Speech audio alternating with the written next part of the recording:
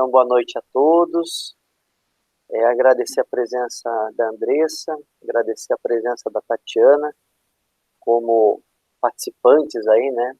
Membros da banca do Edmilson, Rangel da Silva, e agradecer também a Andreia, que está participando aí, né? Técnica do laboratório, que dá o apoio aí em toda a parte de técnica e informática, tá?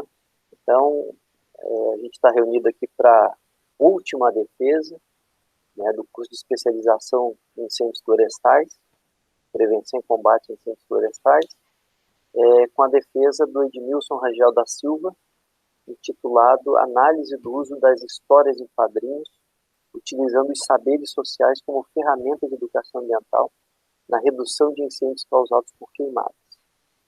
Então, lembrando, Edmilson, que você tem 15 minutos, né, para apresentação, e aí depois eu passo a palavra para a Andressa e para a Tatiana para a arguição. Tá? Então fique à vontade, né, e boa apresentação aí. Tá, ok, estou só zerando meu cronômetro aqui. Obrigado a todos aí da banca e ao professor Alexandre pela força que tem me dado aí, que foi complicado aí minha condição aí de saúde, mas conseguimos, estamos juntos aí agora. Então, vou falar um pouquinho aqui sobre o nosso trabalho. Tá, e eu vou começar aqui, não é a pergunta norteadora, mas é o que seria uma ferramenta eficiente de educação ambiental, né? Pensando nisso, eu estou aqui ainda? Deixa eu ver aqui. Alô? Oi, tá certinho. Oi, tá certinho? Uhum. Então, o que seria a ferramenta eficiente de educação ambiental, né? Então, a gente procurou aí, dentro lá da pergunta norteadora, entender aí qual seria a eficiência, né? Que seriam os pontos que a gente precisava atingir, né? Então, a ideia era identificar uma ferramenta que pudesse atender nosso público-alvo de uma forma relevante, porque esqueci até de me apresentar aqui, né? Eu sou professor de gestão na área de segurança do trabalho lá da PUC Minas, e também trabalho na área ambiental e na área de educação, sou mestrando em educação, e a ideia era buscar essa experiência minha da área de educação, né, e entender aí qual ferramenta seria mais eficiente para a gente trabalhar a questão da educação ambiental, né? Um dos grandes problemas da educação ambiental é que, a gente vai estar falando lá na frente, quando a gente fala em preservar uma área, a gente acaba sempre esbarrando em alguma região, alguma empresa, alguma comunidade que faz a utilização daquela área. Então, sempre fica aquela coisa, se eu utilizo o recurso, eu sou destruidor. Se eu não utilizo o recurso, eu preservo. Então, para quem utiliza, quem preserva, então entra toda aquela problemática. A gente procurou uma ferramenta que pudesse aí garantir a gente isso aí. Então, a questão... Deixa eu ver aqui, acho que eu voltei. Desculpa.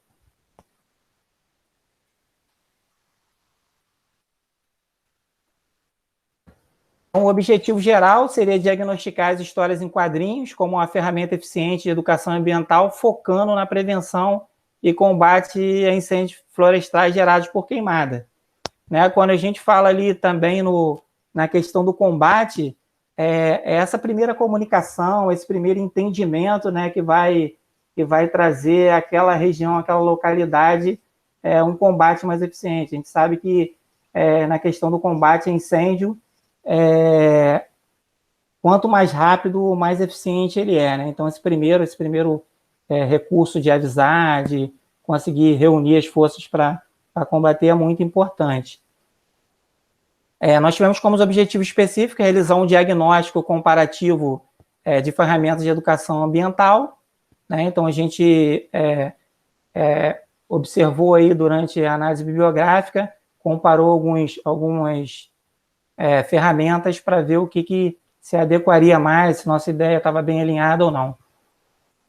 O segundo seria a revisão integrativa da importância dos saberes sociais na aplicação das histórias de quadrinho. Então, essa questão de eu trabalhar na educação, trabalhar com a educação infantil, essa experiência empírica aí me ajudou um pouco. A gente está questionando essa questão da revisão integrativa, ajudou um pouco aí a gente entender até onde a gente pode ir, como é que funciona isso aí dentro de uma realidade prática.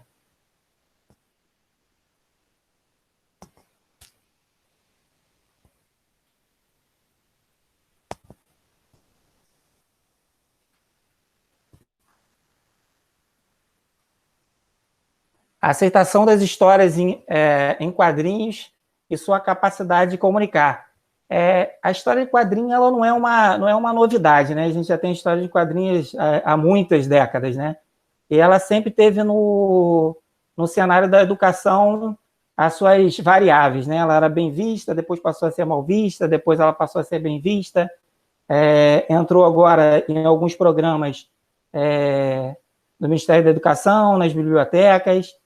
Então, ela, embora tenha tido várias divergências sobre a questão de funcionalidade, ela tem uma capacidade fenomenal de se comunicar, né? Comunicação visual. A comunicação visual ela é muito importante, né? A gente consegue ver aí os recursos, né, educacionais para difusão de conceito científico, e através dela pode-se dar vida a determinado contexto que aparentemente não é entendido, né? E esse campo não é limitado somente a crianças, pessoas com deficiências cognitivas, não. Ele pode ser utilizado aí em N conotações. Então, a gente tem aí as representações visuais em vários tipos de comunicação, né? Em gráficos, escalas, e para entender assim, de uma forma prática a dinâmica das informações, nós temos aí placa de trânsito, né? Que a informação visual ela consegue chegar muito mais rápida em alguns momentos do que essa questão textual, né? Quando a gente está no trânsito, a gente vê a placa e identifica uma curva, identifica um perigo. Isso aí dá muito mais agilidade no entendimento. De repente, se a gente estivesse lendo uma placa, a gente não teria uma resposta tão rápida, né? Outras ações também que a gente tem na comunicação visual, né? As normas regulamentadoras do Ministério do Trabalho, ela fala aí sobre os sinais, né? A gente tem os sinais de emergência, sinais sonoros, aí nós temos também os sinais de luzes, né? Como sinal de trânsito, a placa aí avisando um perigo elétrico, né? Toda vez que a gente perde um painel elétrico ou alguma área energizada, a primeira coisinha a gente vê aquela plaquinha lá do raiozinho e a caveira, a gente já dá aquela assustada, já se mantém aí distante, né? Então, acontece mais ou menos dessa forma. O processo de objetivação. Então, o que seria isso aí? Era transformar o abstrato em concreto, né? Então, a gente, pensando aí como transformar o que é abstrato em concreto. A ideia era, quando a gente for atingir uma determinada área, uma comunidade com essas crianças, a gente precisa entender que há uma diferença muito grande de uma região para outra. E, às vezes, a informação que a gente vai passar lá, ela é muito abstrata para aquelas crianças. Então, a gente faz aí, através do processo de objetivação, uma transformação dessa informação nova que é abstrata para uma informação concreta, né? Utilizando também aí, junto esse processo de ancoragem, né? O processo de ancoragem ele vai transformar o que não é familiar em familiar. Então, a ideia do gibi, nesse processo, nessa questão da ancoragem, né? A gente vai trazer informações que já são cotidianas para essas crianças, que já fazem parte do cotidiano dessas crianças, para as informações que a gente pretende inserir. Um exemplo, a questão de meteorologia, né? A gente vai falar de meteorologia com uma criança de 9 anos.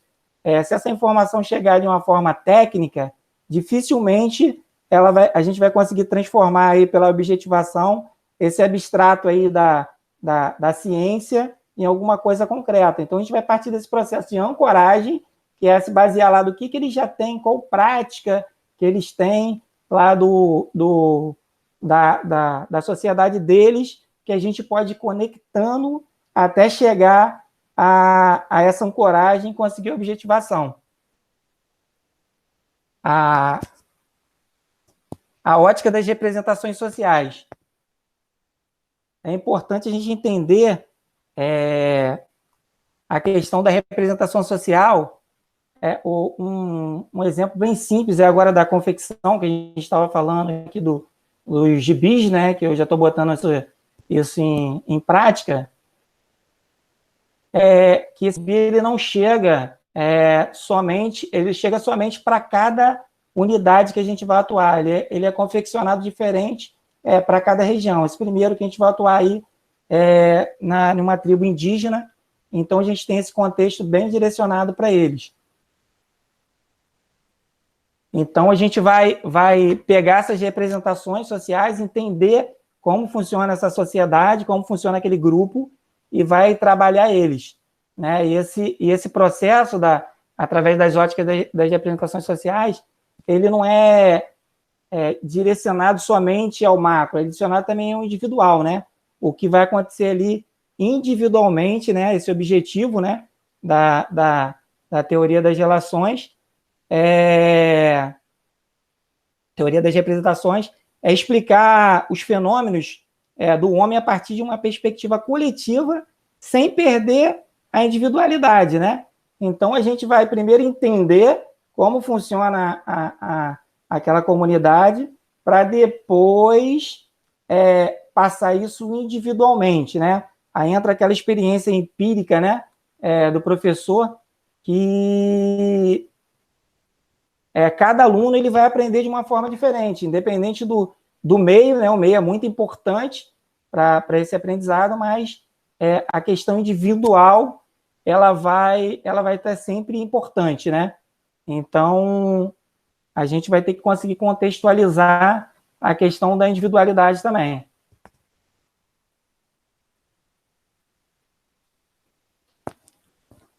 Metodologias, ferramentas e conceitos.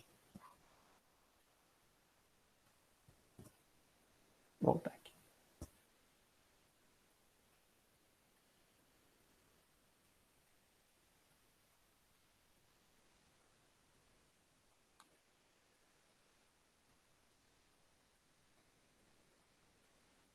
Então, as ferramentas. Nós utilizamos aí como... as ferramentas, ela mesmo que boas, se a gente não utilizá-la de maneira correta, ela pode deixar de ser eficiente. Assim como o conceito, né? Dessa forma, o conceito tem que ser claro. O exemplo aí seria o construtivismo, né? Então, quando você chega numa escola, aí o pai vai lá, coloca o seu filho numa escola e fala, escola construtivista, legal, gostei do conceito. E, em determinado momento, ele espera o resultado de uma escola tradicional. Aí questiona lá a direção da escola, os professores, mas meu sobrinho está na escola tradicional e ele já aprendeu a ler. E agora o meu filho ainda não está lendo. Então, o conceito ele também tem que ser aplicado de forma correta. Porque hoje em dia é muito comum você fazer o misto de conceito, de ferramentas, e criar ali o monstro do Frankenstein. Uma coisa que dificilmente costuma dar certo, essa mistura.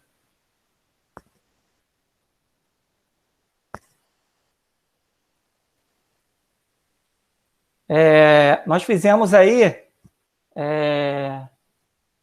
uma pesquisa baseada em dados bibliográficos, né? Eu citei até o Chiara para dizer que a pesquisa bibliográfica é feita com o intuito de levantar um conhecimento disponível sobre teorias a fim de analisar e produzir e explicar um objetivo a ser investigado. Ela também aí é qualitativa, colaborativa, é a pesquisa que acaba transferindo as experiências entre o pesquisador, professor e aluno nas interpretações funcionais da literatura.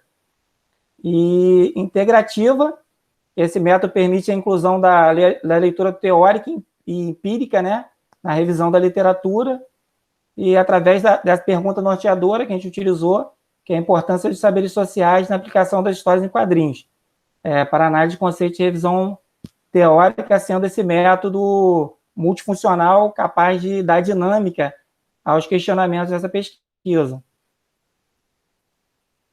Foi usado aí um parâmetro no diagnóstico, na eficácia da comunicação das histórias em quadrinhos e sua identificável facilidade de se comunicar. A gente pode reparar aí que o quadrinho ele tem uma facilidade enorme de comunicação, né?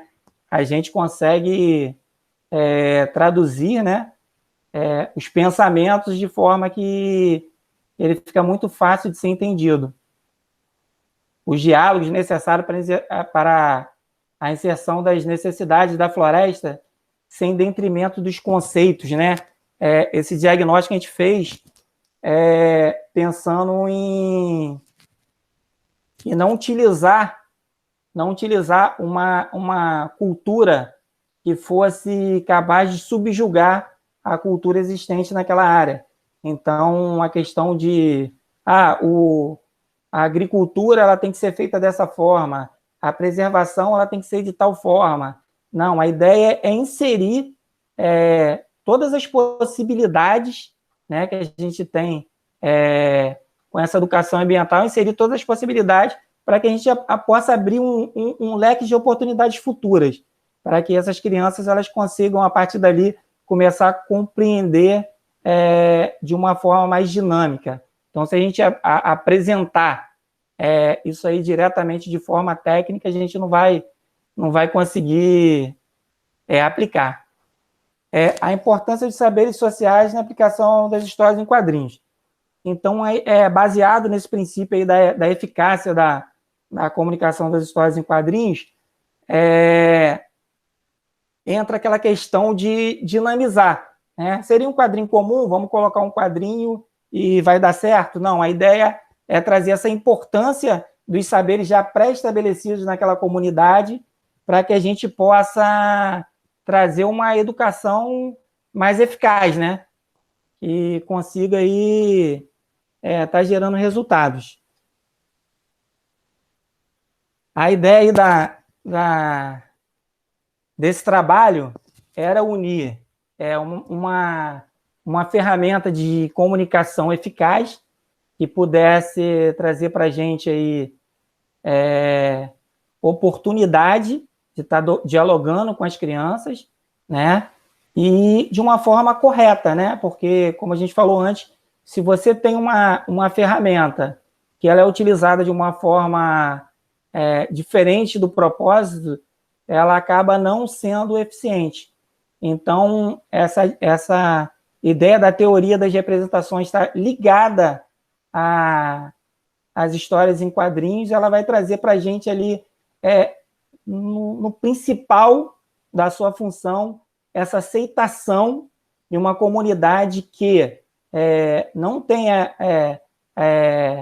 as mesmas informações que a gente, não que seja uma informação menor ou maior do que a nossa, são informações diferentes, e ela vai facilitar essa comunicação. Mas para facilitar a comunicação, a gente tem que entender também como funciona o entendimento da outra parte, né?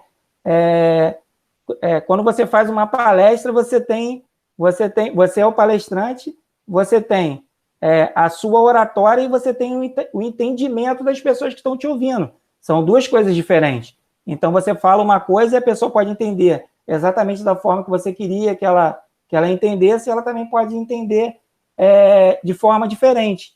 Então, na comunicação, isso é muito importante, conhecer essa interlocução, né, das duas partes para poder ter uma eficiência na comunicação e nessa educação ambiental.